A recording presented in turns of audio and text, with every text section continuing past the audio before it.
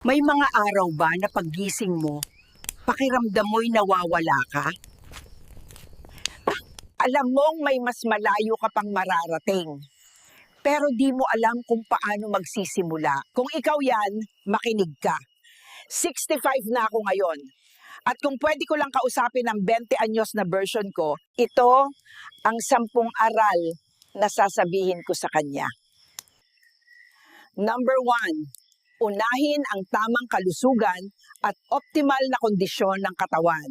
Noon, akala ko hindi ako magkakasakit. Fast food, puyat, stress, lahat yan pinagdaanan ko. Tumaba ako ng husto, nawala ng gana, nalugmok sa depresyon. Kalusugan ng pundasyon mo. Pag nasira yan, wasak lahat. Number 2, gumawa ng alaala, hindi lang ari-arian. 18 summers lang ang meron ka para makasama mga anak mo. Huwag mong palampasin dahil sa mga bagay na madaling kalimutan. Kapag marunong kang maghintay, mas tunay mong ma-enjoy ang tagumpay. Number 3, take risks. Take the biggest steps while still young. Mas madaling bumangon mula sa pagkabigo kapag may oras ka pa. Habang tumatanda ka, tumataas ang halaga ng mga pagkakamali. Number 4, huwag kang matakot lumaban ng malakihan. Bumagsak ang negosyo ko noon dahil takot akong mag-all-in. Hindi ang risk ang problema, kundi takot ko mismo.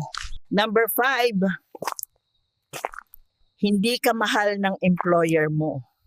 28 ako noon, nagkasakit ako ng matindi para sa kumpanyang pinalitan lang ako na parang pyesa.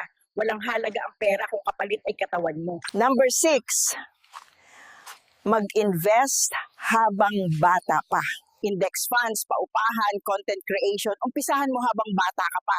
May kilala akong nagsimula sa wala, ngayon milyonaryo na. Ako, nakinig sa mga taong walang alam noon. Ayun, nauwi sa wala. Pero ang mahalaga, natuto ako at natupad ko ang mga pangarap ko. Number 7, itigil ang pag-aksaya ng pera sa mga walang kabuluhang bagay. Halimbawa, kung ikaw ay mahilig gumimik, uminom, o sumama sa mga taong wala namang naidudulot na maganda sa buhay mo, at ikaw ay gumagastos ng 3,000 kada weekend, ilang milyon yan pag tinabi mo ng 15 years? Ang mga masasamang bisyo ay nakakalason. Ang inuman, kadalasang panakip yan sa takot. Kaya dapat ayusin ang ugat ng takot na nararamdaman mo. Huwag lang basta takpan. Number 8, hindi ikaw ang sentro ng mundo. Nandito tayo para tumulong, para magbigay halaga sa iba. Mas marami kang naitutulong, mas masagana ang balik. Diyan mo mararamdaman ang tunay na pasasalamat. Number 9, matutong makinig at tumanggap ng aral. Akala ko noon, alam ko na lahat. Mali ako. Tahimik ang totoong may kumpiyansa sa sarili. Maingay ang puro, kayabangan ang alam. Makinig, matuto, umangat. Number 10, wala kang kailangang patunayan kahit kanino. Kung nilalait ka dahil gusto mong umasenso, hayaan mo sila. Hindi mo kailangan ng basbas nila para umangat. Sa huli, ito lang ang pinakamahalagang bagay. Matutong magpasalamat.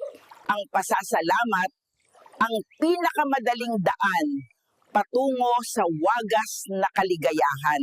Huwag mo nang hintaing umabot ng 20 to 30 years bago mo ito maunawaan. Simulan mo ngayon. Lumikha ng buhay na iyong pinapangarap.